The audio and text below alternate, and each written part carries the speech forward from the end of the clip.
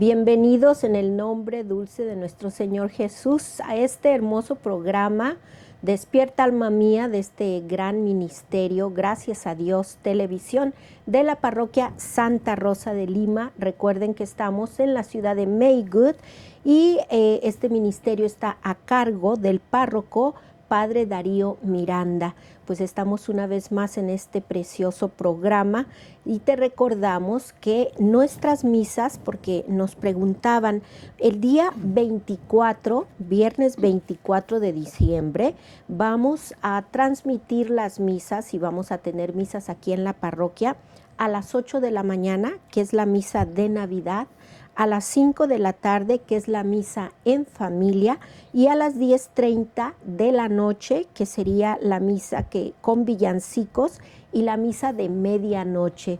Te invitamos, esperamos que estés aquí con nosotros. Y para el día 25 de diciembre, que es día sábado, la misa se transmitirá o puedes venir aquí a las 8:30 a.m., que es la misa de Navidad, a las 10:30 la misa de Navidad también, y a las 12:30 también la misa de Navidad para festejar con nuestro Señor que ha nacido allí en ese pesebre hermoso que es nuestros corazones. No te lo pierdas, viernes 24 de diciembre, 8 a.m., misa de Navidad, 5 p.m., misa de familia, y a las 10:30 villancicos y misa de medianoche, día 25 sábado, 8:30, 10:30 y 12:30 la misa de Navidad.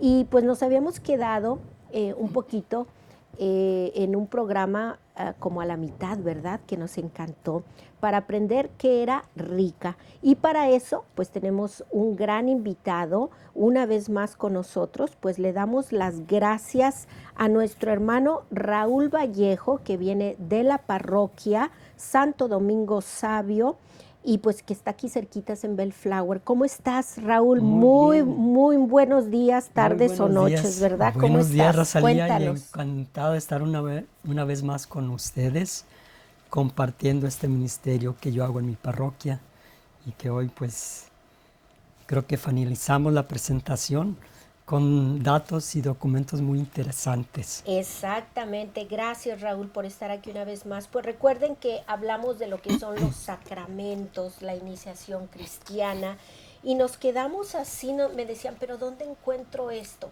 Si tú obtienes el catecismo de la Iglesia Católica, que nos decían, ¿y dónde encontramos eso? Pues aquí, en la librería, gracias a Dios, cruzando aquí la callecita, vas a encontrar esa hermosa librería donde puedes obtener todos tus material que necesitas principalmente para este tiempo. El catecismo de la Iglesia Católica lo puedes encontrar allí, y si tú quieres encontrar un poco más de lo que se trata rica, pues vas a encontrar cada uno de los sacramentos en los numerales de tu catecismo en el 1212 al 1216.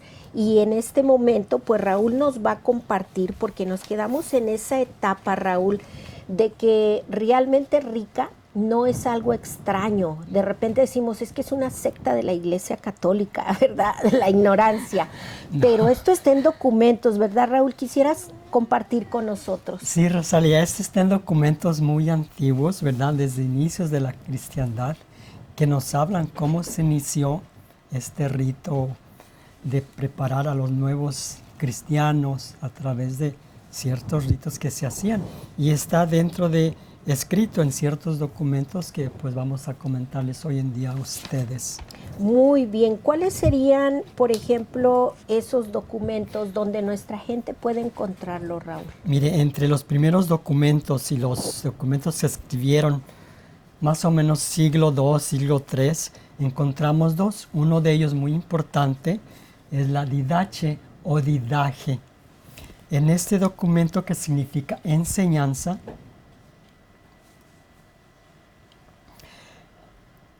son instrucciones de los apóstoles, ¿sí? En estos documentos, la iglesia primitiva recibía enseñanza a través de los padres apostólicos, los preparaba para recibir el bautismo en esos siglos, en esas etapas de inicios del cristianismo. Fíjate qué belleza que la documentación antigua sobre el catecumenado pues es abundante, y también es suficiente para captar ese significado social que nosotros necesitamos y sobre todo el significado religioso, Raúl. Apareció ahí el nombre, por si ustedes lo quieren buscar, sería magnífico.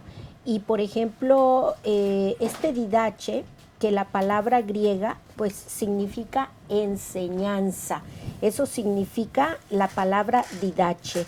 Y de allí que el título completo de la obra pues sea la instrucción del Señor a los gentiles por medio de los 12 apóstoles, como nos comparte Raúl.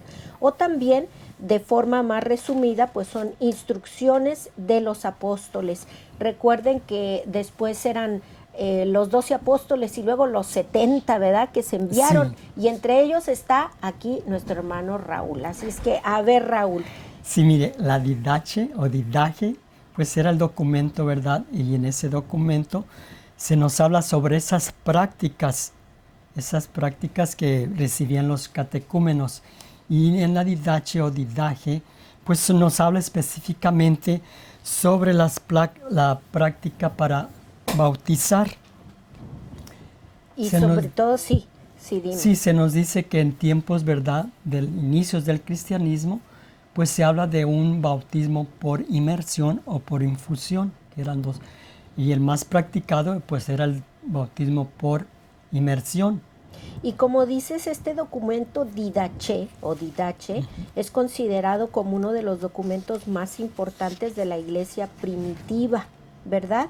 Que recordemos que era perteneciente al grupo de escritos de los padres apostólicos. ¿En qué siglos eran eso, Raúl? Vamos a decir que era el siglo II, siglo III. Entre los años 50 y 70, ¿no? Correcto, Rosalina. Muy bien. Y en esta didache se encuentra información muy, muy valiosa, la cual estamos aquí compartiendo.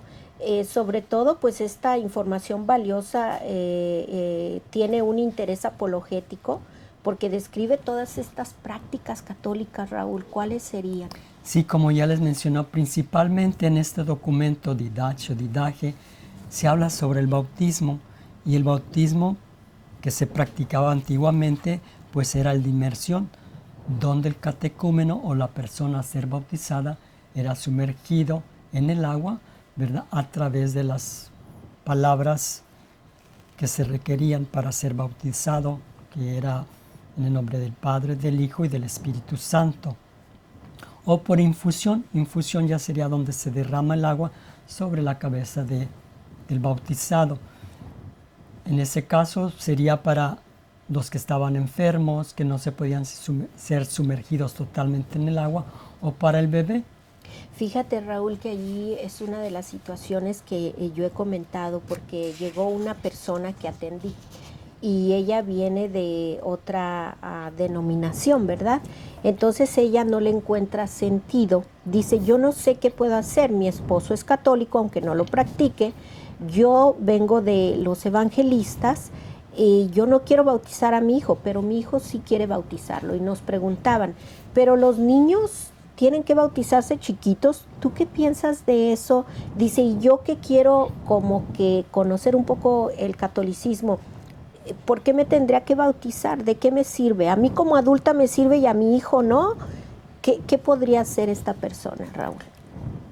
Pues el bautismo de infantes o de pequeños se inició cuando ya creció la cristiandad, ya no había necesidad de bautizar adultos porque ya todos estaban bautizados. Exacto. Entonces se inicia el bautismo a los pequeños, pero hoy en día pues ¿qué valor tiene? El valor es que pues nosotros queremos lo mejor para nuestros hijos. Entonces ¿por qué no bautizarlos desde pequeños para que ya nazcan en esa fe y a la vez sean limpios de ese pecado?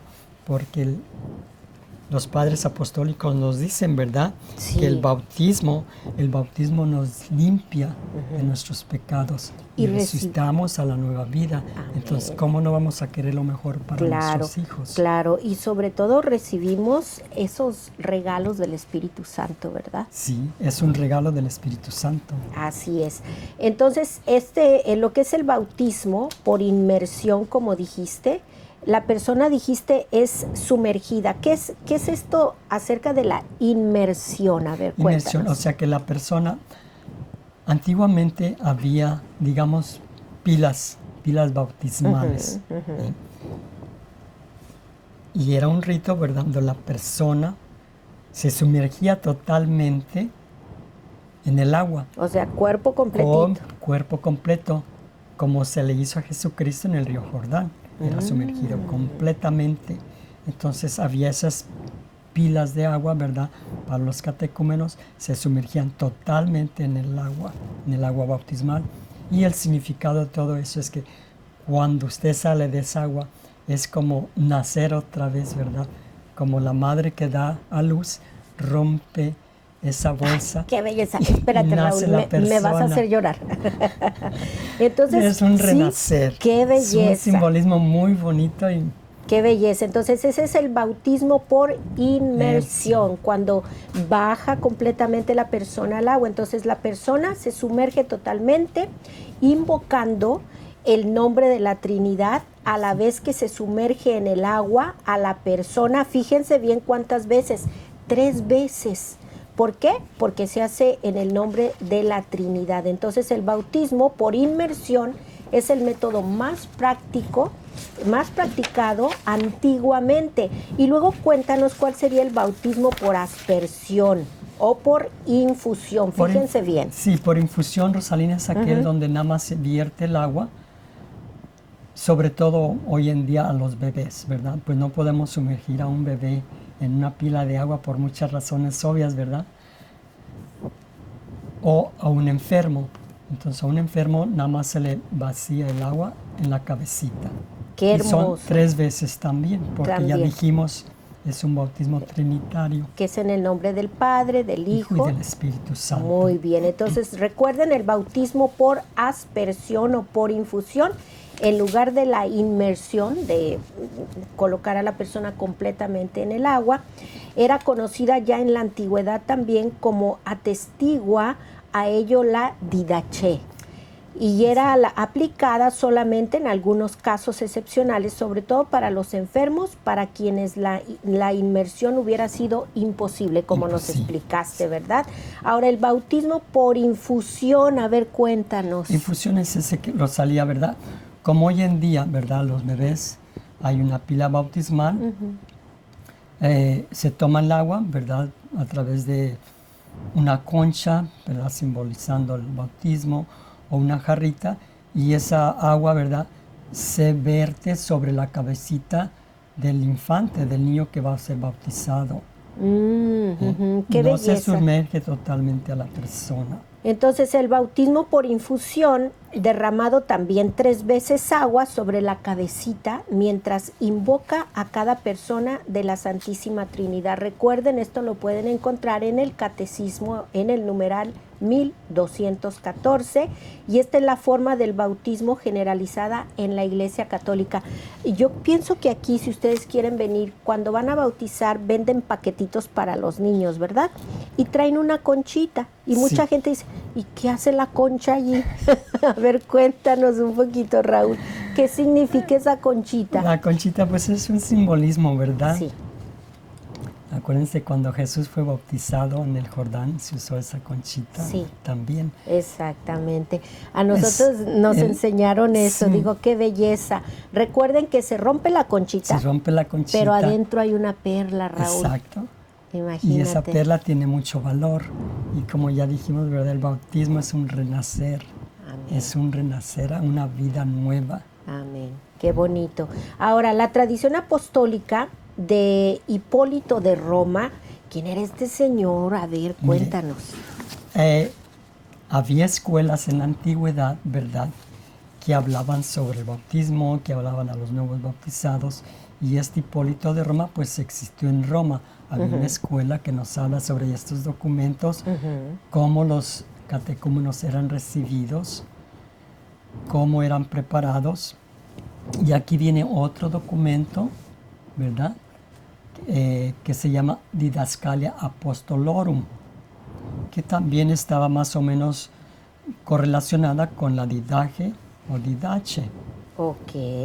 Y en ese Era como el libro hermanito que iba a como el hablar libro de lo hermanito, mismo, ¿ok? exacto, que iba a hablar del bautismo, de las reglas que se seguían para que una persona que quería ser bautizada dentro de la fe cristiana tenía que seguir un proceso. Había reglas, había pasos que seguir, exigencias. Y este documento, Didascalia Apostolorum, nos habla sobre esas exigencias, sobre esos pasos. Yo miré que por ahí lo tenías. ¿De qué forma podrían adquirirlo nuestros hermanos? Si te fijas, pueden comprar estos dos libros, ¿verdad? Para tenerlos como ahí en su librería. Pueden comprarlos, tal vez lo pueden comprar a través de Amazon, es donde yo lo he visto. Obtenerlo, ¿verdad? O lo Por pueden ahí. hacer Google y descargarlo. Claro, exactamente. Entonces, ya nos hablaste de este señor. ¿Quién era San Justino? Este señor que yo recuerdo que hay dos escritos, como son las apologías escritas en defensa de los cristianos, dirigidas al emperador Antonio Pío. Tú que sabes tanto de historia, a ver, cuéntame, ¿quién era este señor? No sé tanto, pero comparte. Algo. Mire, este San Justino, pues todos sabemos que fue un mártir, ¿verdad? Exacto. San Justino mártir. San Justino ahí lo van a mártir, ver en la pantallita. Sí. Ajá. Él nos habla de cómo se instruían a los nuevos catecúmenos, Exacto. a los nuevos iniciados para ser bautizados. Y él nos dice, les instruimos para que oren a Dios con ayunos y pidan perdón de sus pecados pasados, mientras nosotros por nuestra parte oramos y ayunamos también junto con ellos.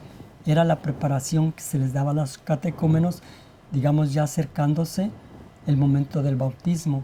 Había oración, había ayuno, y quien los preparaba, en ese caso que era el obispo, pues también oraban y ayunaban por ellos. Esto es lo que nos dice San Justino. Por eso es importante, ¿verdad?, conocer estos documentos y estos santos que nos hablan de que el catecumenado ya existía y que todo lo que hoy estamos practicando es a través de esas enseñanzas, a través de esos documentos que pues nosotros hemos recibido. Bendito sea O sea Dios. que el catecumenado no es algo que nomás se inventó y... No, y órale a estudiar. Entonces recuerden, San Justino, para que sigan conociéndolo, existen dos escritos de él, como son las apologías, como habíamos dicho, que son escritas en defensa de cada cristiano en aquel tiempo y fueron dirigidas al emperador Antonio Pío, y una obra titulada Diálogo con el judío Trifón, donde defiende la fe cristiana. Ese es otro de los libros de San Justino, que defiende la fe cristiana de los ataques del judaísmo en aquel tiempo. Y en esta obra, pues lo que relata es autobiográficamente la conversión de San Justino. Cuanto más se nos persigue, tanto más crece el número de los que se convierten a la fe. Eso es verdad. ¿Y por el nombre de quién? Pues de Jesús, ¿verdad? Y no sucede como con la cepa a la que se podan sarmientos que han dado ya fruto. Y aquí estamos, ¿verdad? Para que broten otros más vigorosos y los sanos frutos. Por eso es que estamos compartiendo este hermoso tema. Ahora, esto del bautismo, Raúl, los escritos o documentos que nos hablan sobre el bautismo, está lo que dice Clemente de Alejandría. ¿Qué es lo que dice él y habla acerca de eso? A ver, cuéntanos un poquito de lo que son las prácticas bautismales en la erudita, célebre y amplia escuela. Esa era una escuela, ¿verdad?, de Alejandría, y las encontramos en referencia de Clemente de Alejandría hacia el año 200, para que vean, nuestra iglesia es tan preciosa que vamos a mirar este Clemente de Alejandría. ¿Qué hizo, verdad? ¿Qué trae él aquí en la iglesia que decimos, pues, quién era, cómo anda? Sí, Clemente de Alejandría, como ya dije, ¿verdad?, pues es otro personaje que nos habla sobre la historia del cristianismo en sus inicios, y en esos documentos, en esas escuelas, encontramos secciones o partes que nos hablan sobre esta práctica del catecumenado, y él nos habla sobre el bautismo. Dice que somos como una vasija, como un barro, ¿verdad? Que necesitamos ser purificados, y esa purificación pues se lleva a través del bautismo. Qué hermoso. Algunos apócrifos, como la didascalia de los apóstoles, para empezar van a decir, pues estos de qué andan hablando, ¿qué son los apócrifos? Exacto. A ver, cuéntanos. Sí, los apócrifos, o sea, es una palabrita, son documentos que no están dentro, digamos, bíblicos dentro de la Biblia, que es algo que está escrito, pero que no está, no es como... O sea, que no son aceptados, vamos a decir, todavía, pero existen. Existen, y dentro de esos documentos pues hay muchas verdades, ¿verdad? Muchas cosas que nos orientan y que nos dicen que esto ya existía, que el catecumenado ya existía. Nos hablan de prácticas, ritos, nos hablan de cómo el cristianismo se inició, y sabemos que el cristianismo eran grupos pequeños, no es como hoy, ¿verdad? Que tenemos comunidades parroquiales, ya está formada la comunidad. No, en aquel entonces eran comunidades pequeñas, siendo aún judíos, querían seguir la fe cristiana. Se reunían en pequeñas casas privadas, por ahí algún personaje tenía una casa amplia donde podían reunirse, celebrar la Eucaristía, los nuevos cristianos, y en esas pequeñas comunidades pues ellos celebraban la palabra, se recibían nuevos miembros, pero había mucho, digamos, muchas exigencias para ser incluidos en estas comunidades pequeñas.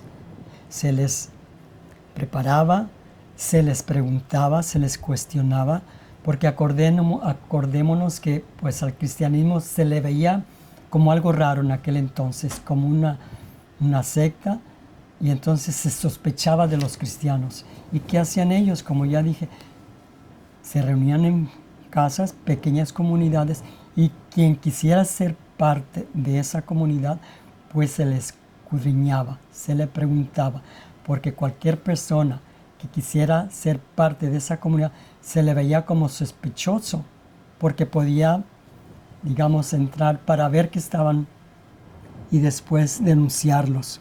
Entonces se les examinaba su vida familiar, si vivían en poligamia, exacto, si eran partícipes de la magia, si adoraban actores ídolos, teatrales, exacto, magos, porque todo eso no era parte del gladiadores, ¿verdad? De aquel tiempo.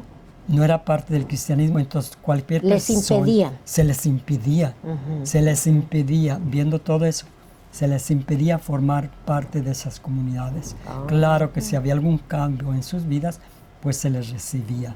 Y eso pues lo encontramos en los documentos que estamos hablando ahorita, que han sido conservados, y con las variaciones que pues se advierten en cada lugar, ¿verdad? Por ejemplo, quedan 3 impresiones particulares. La importancia, por ejemplo, ¿qué seguiría allí? ¿Cuáles serían estas características para nosotros poder entrar a ese grupo a ser cristianos? ¿Cuáles serían la importancia, por ejemplo?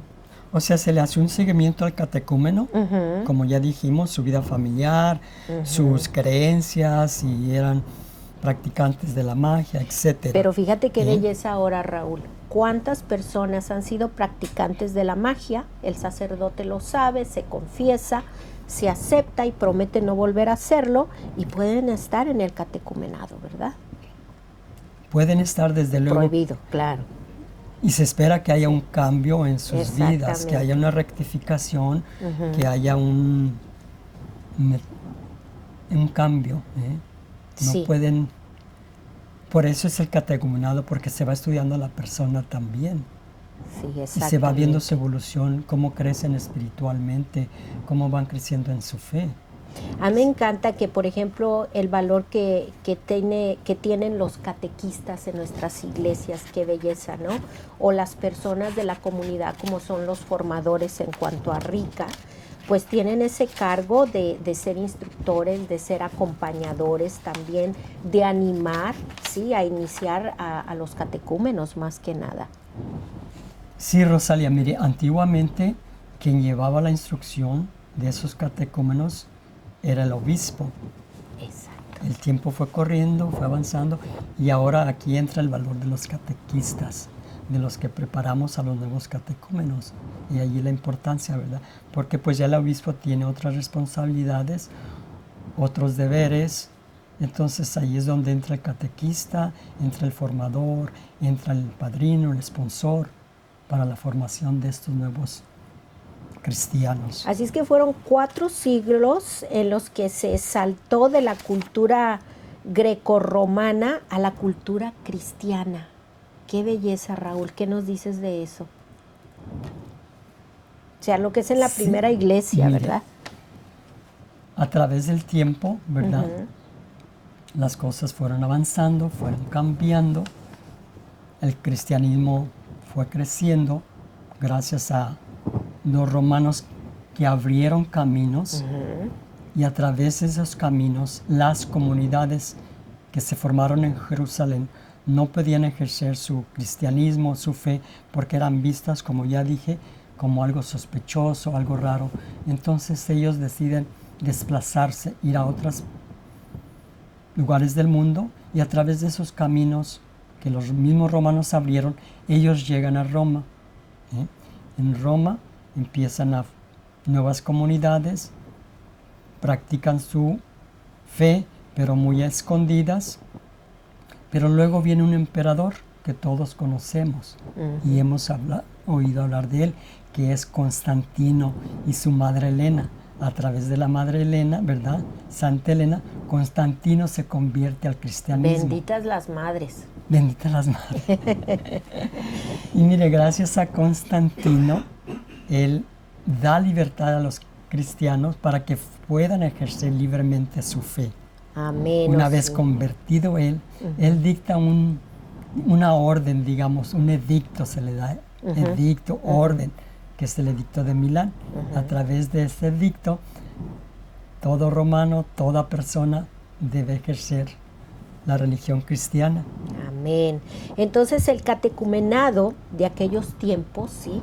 De lo que son los patrísticos, pues ha quedado aquí en nuestra iglesia como ejemplo, Raúl, más que nada como modelo de una formación cristiana, sobre todo en nuestra fe, ¿verdad? Y recordemos que a lo que nos interesa a nosotros como cristianos, pues es el espíritu, no las técnicas, pero esta técnica estuvo oculta por mucho tiempo, ¿verdad, Raúl? Sí, exactamente, estuvo oculta por mucho tiempo, pero gracias al decreto de Constantino, ¿verdad? Los cristianos pueden ejercer libremente la fe católica, la fe cristiana, digamos, en ese tiempo.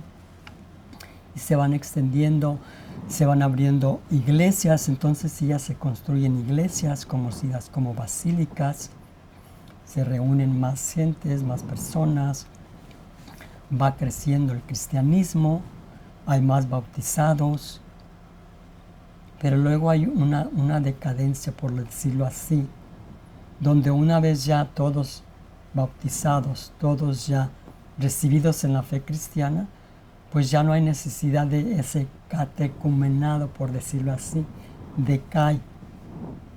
Es cierto. Decae, y ahora como ya no hay adultos que bautizar, sino hay infantes, entonces viene la imposición del bautismo de infantes o de niños. Amén. Recordemos que este programa pues es para que nosotros conozcamos la necesidad de una buena formación bautismal de cada uno de nosotros. Es tan importante, Raúl. Y quienes viven y pues todos nosotros los bautizados, los que encontramos eso, este programa de RICA, recuerden, no lo es todo, pero este programa de RICA para mí, a mí me abrió como la fuente de amor dentro de cada ser humano, porque me dio más hambre de conocer, Raúl. ¿A ti cómo te ha ido desde que tomaste Rica?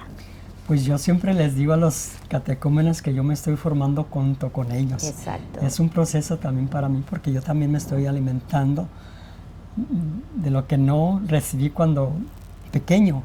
Amén. Y ahora yo también me estoy alimentando, me estoy creciendo en mi fe junto con ellos. Entonces eso es un proceso muy bonito que pues todos salimos beneficiados y bendecidos por él.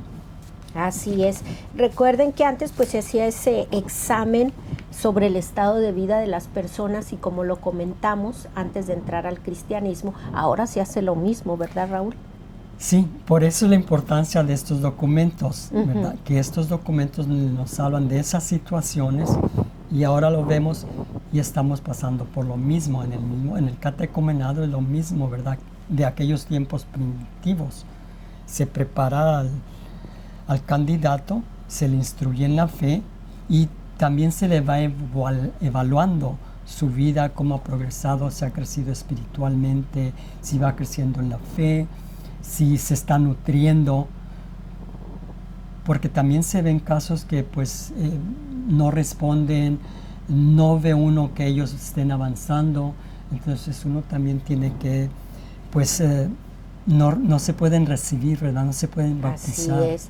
Fíjate que me encanta lo que estás diciendo porque me recuerdo de San Ignacio de Antioquía, como dice aquí, de la carta a Policarpo, que decía: vuestro bautismo ha de ser para vosotros como vuestra armadura, la fe como un yelmo, la caridad como una lanza.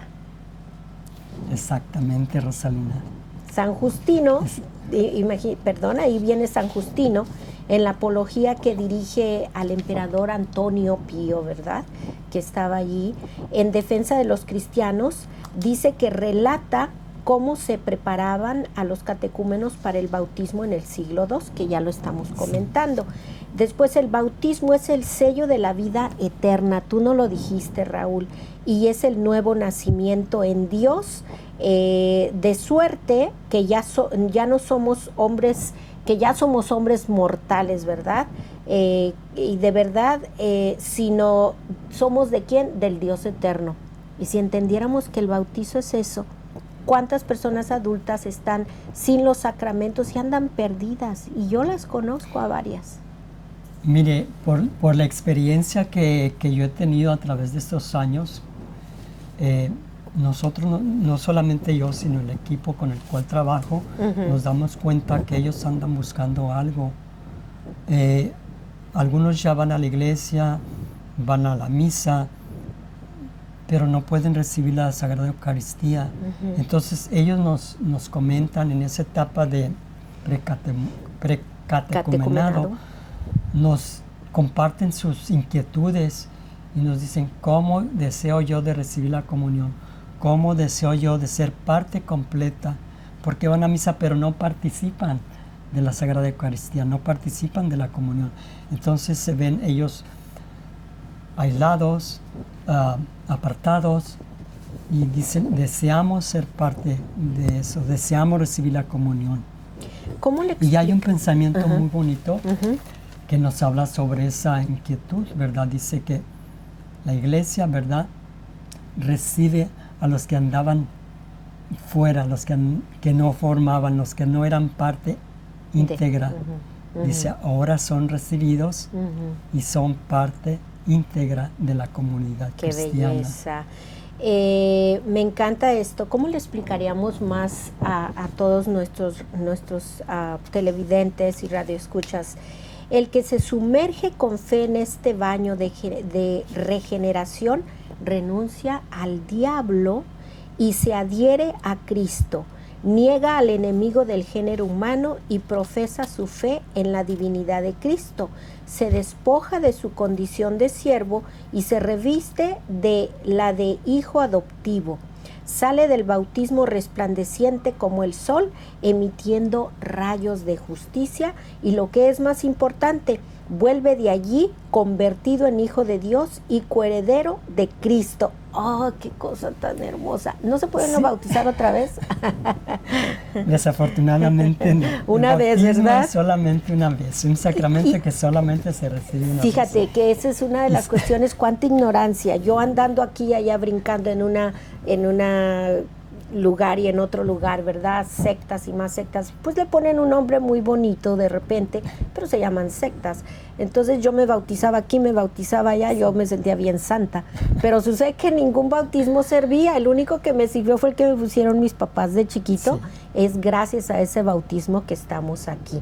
A ver, ¿qué más nos quieres contar acerca de este señor San Gregorio de Nacianzo? A ver, ¿qué pasa con ese señor? Yo veo cada nombre y luego cada cosa que dicen. Y por ejemplo, este San Gregorio de Nacianzo, en el año 330 al 390, pues nos habla de la responsabilidad de ser coherentes con los compromisos bautismales. Eso es lo que nos dice, ¿verdad? Adelante, Raúl. Sí, Rosalina, mire, cuando somos bautizados, ajá, somos sumergidos, ajá, se lleva el rito, ¿verdad?, que tiene que ser trinitario, y al final se nos hacen, tenemos que hacer unas promesas, que fue lo que usted ya nos dijo, ¿verdad? Renunciar al diablo, renunciar todo lo que es mundano. Y este San Gregorio pues nos habla de esa vida coherente. Nosotros no podemos ser bautizados y vivir otra vida, o sea, una vida pasada. Tenemos que ser coherentes, tenemos que ser fieles a esas promesas que hacemos en el momento de nuestro bautismo. De eso es lo que nos habla San Gregorio. Sobre todo que consiste principalmente pues en la fuerza y la virtud del bautismo, en ese pacto que hacemos nosotros con nuestro Señor, ¿verdad? ¿Y de qué nos sirve? Pues de servir con una segunda vida más pura y perfecta que la primera. Yo lo digo por mí, porque mi primer vida fue tremenda. A ver, compártenos un poquito más. Yo veo que ahí tienes cosas bien importantes. Por ejemplo, aquí nos dice, en el norte de África, Tertuliano, fíjense qué nombres, ¿verdad?, tan cristianos. Tertuliano, hacia el año 160 al 220, escribe su tratado del bautismo en torno a los años 205 y 206. Y dice, es la primera exposición completa sobre el sacramento, su necesidad del sacramento, efectos, ritos y figuras de en lo que es en el Antiguo y Nuevo Testamento. Recuerden, de gran influjo en la tradición posterior, o sea que lo que escribió en África Tertuliano, pues nos sirvió o nos está sirviendo ahorita en este tiempo también, en esta tradición, lo que es el Nuevo Testamento, ¿verdad? Y esa iniciación bautismal pues es la única entrada en la única fe por sucesivas etapas, ¿verdad? Los paganos, catecúmenos, audientes, auditores. ¿Qué más había allí? A ver, cuéntanos, ¿qué más nos quieres compartir? Pues Tertuliano es otro personaje, ¿verdad?, que narra la historia, escritor, ¿verdad? Pero él nos habla sobre esa parte del mundo, que es la parte norte de África, y nos habla también cómo eran bautizados, qué ritos se seguían en aquella parte del mundo. Acordémonos que de allí viene San Agustín, y San Agustín también fue convertido, fue un converso. Desde los tertulianos, imagínate, nada más. Entonces los candidatos son iniciados en esta escuela de la palabra y han de dar pruebas de conversión. Pero tú decías algo bien importante el tema pasado, cómo al comenzar esto la persona va transformándose, ¿verdad? ¿Y miras la diferencia, sí o no? Sí se mira las diferencias, se transforman, los ve uno más partícipes de las celebraciones eucarísticas, ve uno su deseo, su hambre de crecer, de nutrirse, ve uno en ellos sus rostros, sus alegrías, sus gustos, y de sentirse ya plenos, recibidamente, completamente por la comunidad cristiana. Entonces sí se ve la transformación en ellos. Entonces, la didascalia de los apóstoles, esta fue una obra escrita en el norte de Siria en la primera mitad del siglo III y habla indistintamente de etapas catecumenales, que las etapas son las que trae lo que es rica, prebautismales, y de etapas penitenciales, que serían postbautismales, antes del bautismo, y estas son las etapas catecumenales de las que estamos hablando. Entonces viene la conversión. Esta es la respuesta al anuncio del Evangelio.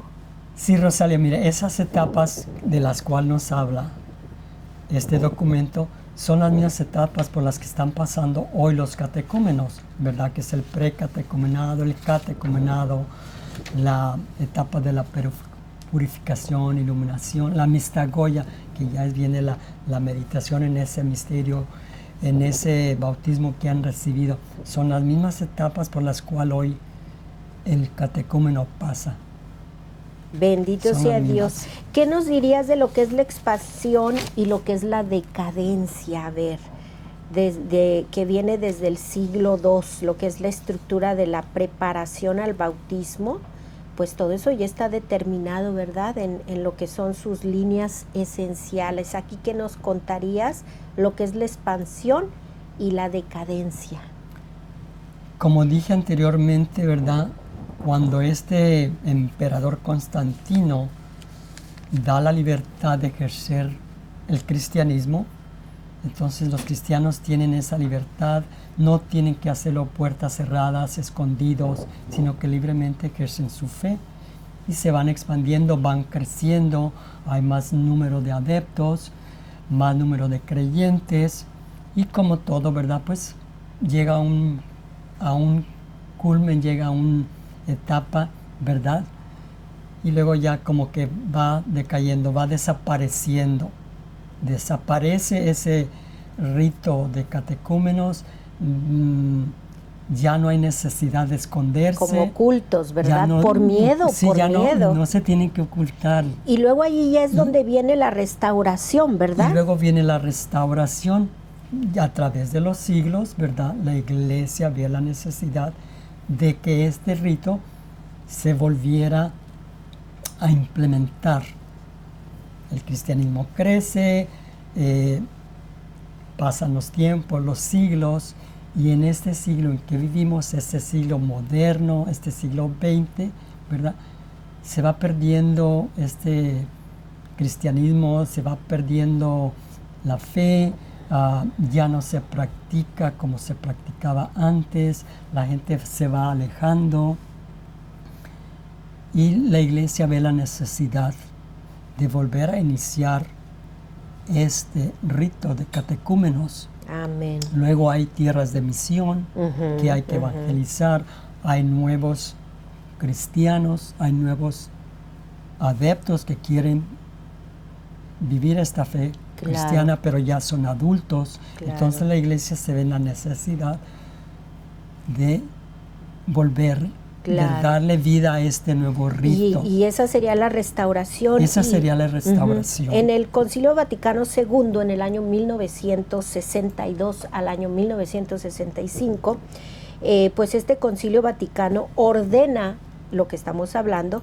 la restauración del catecumenado, con el consiguiente espaciamiento de las diferentes etapas del bautismo del adulto. Así es que no tengas miedo, busca este hermoso programa, va a aparecer allí el número en pantalla de esta persona que pues está encargada, ella se llama Susana, el número aparece allí para que si tú estás interesado de inscribirte a este programa Rica, de verdad es como, les vuelvo a repetir, para mí fue como abrir esa fuente universal dentro de ti, lo que es esa enciclopedia universal, te da hambre, de buena forma te lo digo, de querer conocer más de lo que es tu fe, de querer conocer quién eres verdaderamente y la importancia de lo que es el bautismo. Recuerden que el enemigo es bien astuto y el peor enemigo de nosotros es la ignorancia. Raúl, ¿Qué más les quieres decir a todos nuestros televidentes ahí que están con nosotros compartiendo? ¿Qué más les quieres decir? ¿Qué Sí, otro mire, consejito les pues, darías? una vez más hablando del Concilio Vaticano II, Ujú. que a través de este concilio que abrió las puertas, renovó la iglesia, pues una de esas renovaciones fue ordenar la restauración del catecumenado. Ujú. El concilio ve la necesidad de implementar ciertos ritos y revisar el rito del bautismo de infantes y el de adultos.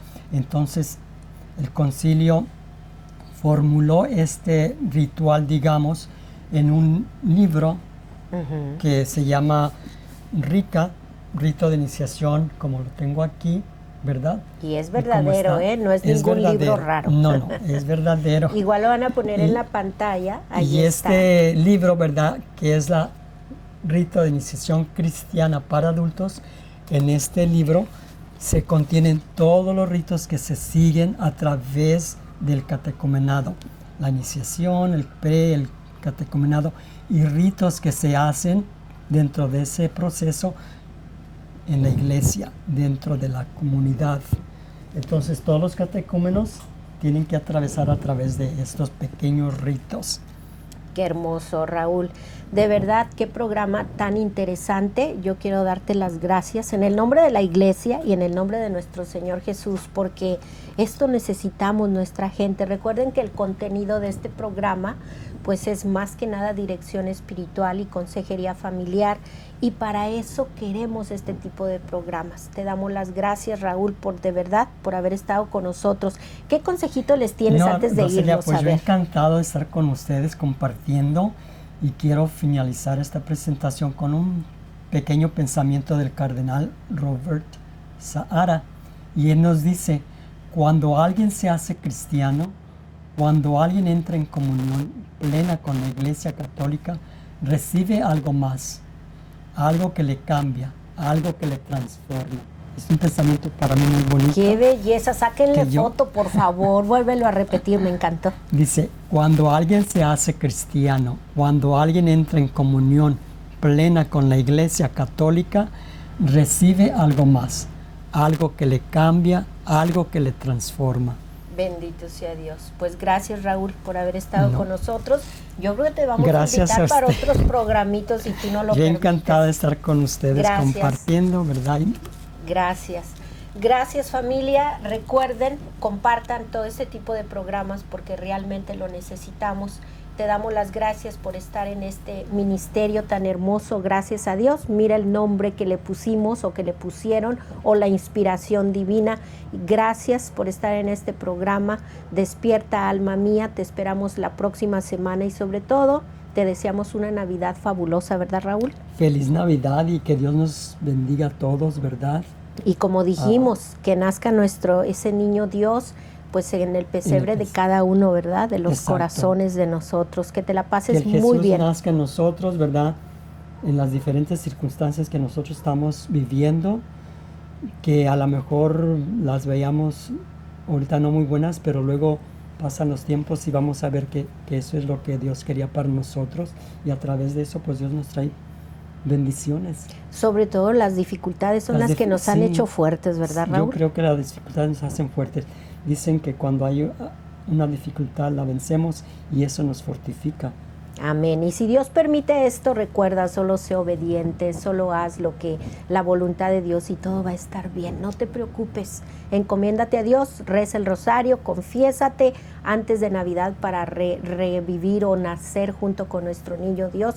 Se despide de ti tu hermana en Cristo y amiga Rosalía Granado. Recuerda que grande es aquel que para brillar no necesita apagar la luz de los demás. Nos vemos la próxima semana. Bendecido día.